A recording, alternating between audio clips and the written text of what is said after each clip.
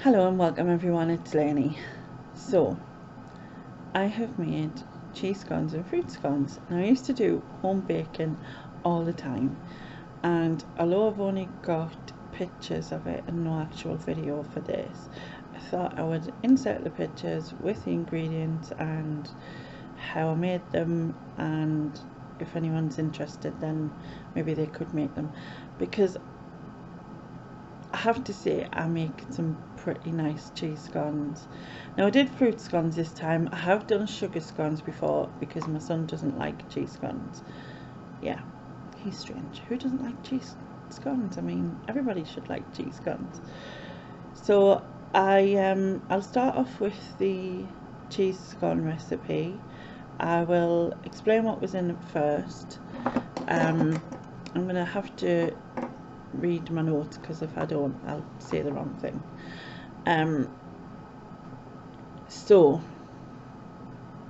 for the cheese scones, now I made 16 and I made them pretty thick, so you know, if you wanted thinner ones or you wanted less than 16, you can also adjust the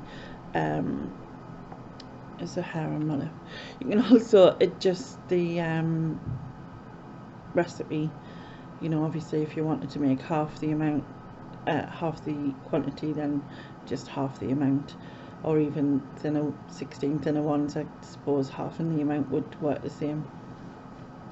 So you'll need 700 grams of self-raising flour, 4 eggs, 320 grams of cheese, grated cheese. You can buy it grated or you can grate it yourself, whichever you want to do. I bought it grated, it saves the hassle. I also use my cheddar cheese, or an extra cheddar cheese, because it's just got that stronger flavour to it. But if you don't like that, you could use any type of cheese in it you wanted, really. Have done them in the past with like red Leicester and what else have I done them in with? Just a mild cheddar and things like that, but I prefer it with the mature.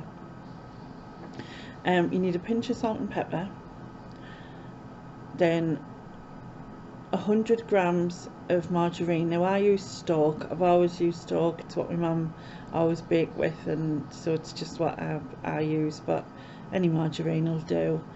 And you also need milk. Now I usually do it by sort of eye, so I don't tend to measure this, but I've put 8 tablespoons of milk. Obviously you want it to all mix together and stick together, but you don't want it wet, if that makes sense. So just do it gradually. Start off with a few, see how it goes, you know, and then add them once you've probably getting to the 8, because I would assume there's definitely 8 in it. Once you get to that stage, you know, add them very slowly till you build it up into a firm dough. Firm but not wet dough, but very pliable. I hope I'm explaining this right. Anyway, so that's basically all you need. I should have a picture of the recipe, which I will insert, of the ingredients, but there's also the fruit ingredients in it, the picture I've got, I think.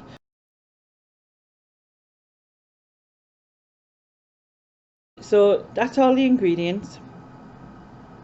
Hopefully you've just seen the picture that worked. And then after that you should preheat your oven to gas mark 7. Now I haven't got the conversion for that on us here, so I'm sure it's Google. If you just put it into Google, like, and convert it if you have an electric oven or a fan oven or whatever. Grease a couple of baking trays. I used stock on the baking trays, and obviously then you're prepared.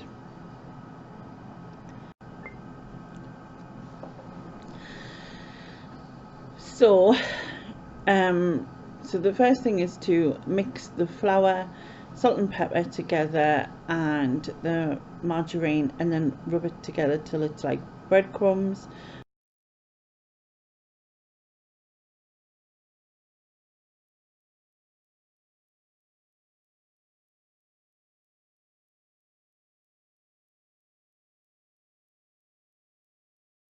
And stir in the cheese and keep a handful back, a small handful back, to sprinkle a bit on the top of each one before they go in the oven. So after you've done that, add the eggs in the milk and then mix together to a soft dough. Soft, as I said, but not wet dough. Once you've done that, then flour the bench and roll out the dough till it's about an inchish thick. I've never actually, I should have really thought about it when I rolled mine out to like sort of look, but I think it's about an inch. Trying to work out what an inch is. About that, is it? Is it? Something like that. Anyway, I'm not good with these measurements. So yeah, so you flour the bench, you roll it out till the dough's about an inch or so thick. You then get a scone cutter. You can have like shaped ones if you wanted. Just use the round one and cut it out the dough and repeat till it's all being used. Usually if I have a little bit left that's like not any use for a scone, I'll just roll it up to like a straw shape.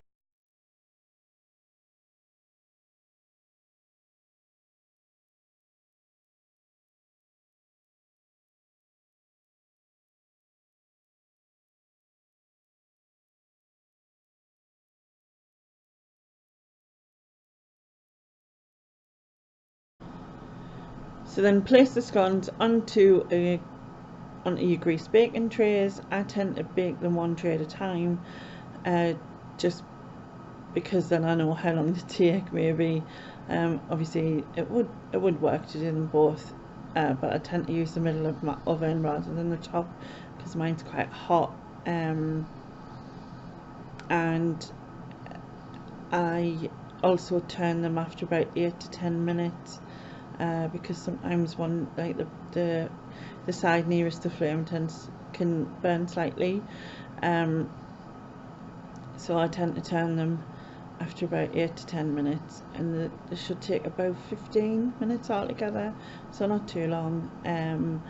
So yeah, if you once you've cut them out, place them onto the greased trays, give them an egg wash. So just break an egg into a cup is what I do, mix it up, and then wash each scone with it, and put the remainder cheese that you have, sprinkle a little bit on each one, and then stick them in the oven, gas mark 7 for 15 minutes, and hopefully you're pretty impressed when they come out. So I'll insert photos again of what mine look like, and like I said, I gave some to my parents, I gave some to friends and to a couple of the carers, and then we had the rest, and they were pretty nice, I have to say. Not that I'm like blow me on trumpet or anything, but I've always been able to make scones, just something that I've been able to do, I guess, and people's always commented on them. Scones and pies, you know, I can do cakes as well, but I've always preferred doing the scones and pies, maybe just a savoury person that I am.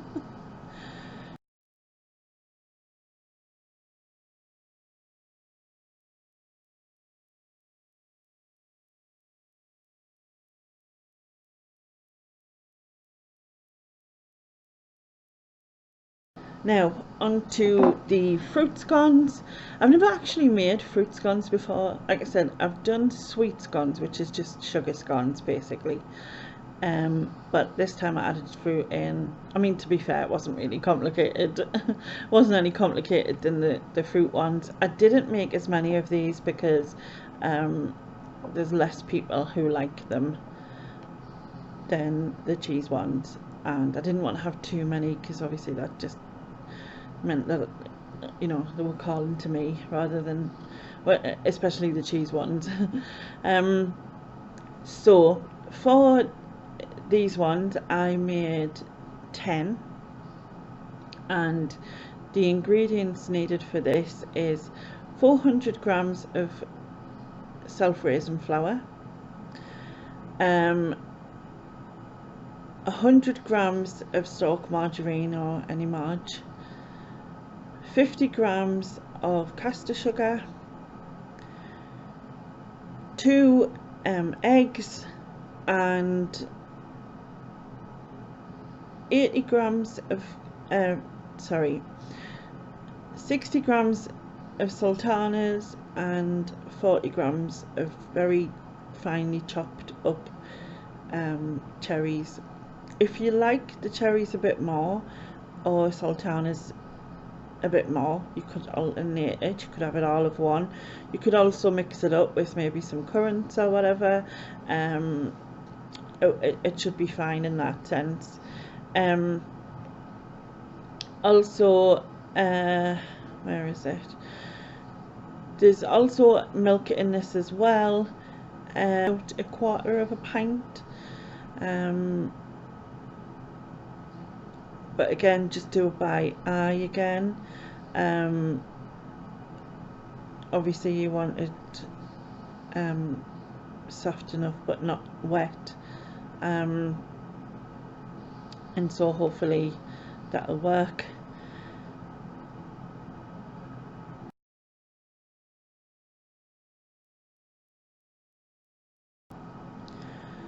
So again, it's you know, put the flour into a mixing bowl, and then add in the margarine, and you can rub it in with your fingers till it's breadcrumbs. You can also buy like a pastry tool that does it for you, and once you have the breadcrumb consistency, then you need to add in your caster sugar, mix that in, and then you need to add in your fruit. I chopped, because the cherries that I got, I were half cherries, like the glazed merino cherries I think they were, and I just chopped them into little bits, and then added them in with the sultanas. Once they were all in, I mixed them together. I then added in the eggs and the milk.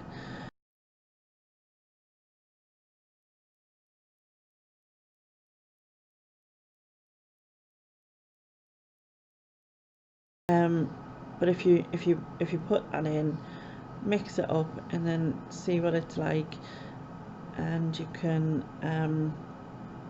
add a bit more if it's needed, just to make sure it sticks together, and it's pliable but it's not wet, because you don't want it, like when you go to roll it, you don't want it just all stuck to the bench type of thing, even with the flour down. So yeah, once it's all mixed together,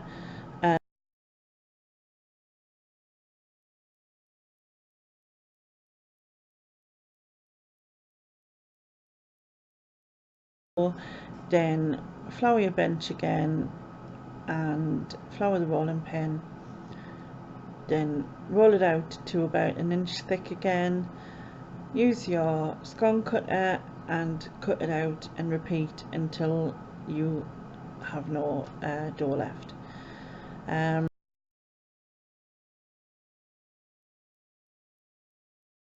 So once you have them all cut out, then put them onto your greased baking tray. Once you have them all on, then wash the top of each one. Place them in the oven at the same temperature, gas mark 7, and they should be done again in about 15 minutes. But make sure that you turn them if you need to, if you have a gas oven like me. Like I said earlier, I'd put mine into the middle of the oven because it is quite a hot oven, and but I always need to turn it round after about 8 to 10 minutes just to stop all the backs from burning. And yeah, I think that's pretty much it. I will insert a photograph of the finished fruit scones as well, and the only thing left to do after that is to cut them open and get some Lurpak on them, because especially when they're warm, because it's so good when they're warm.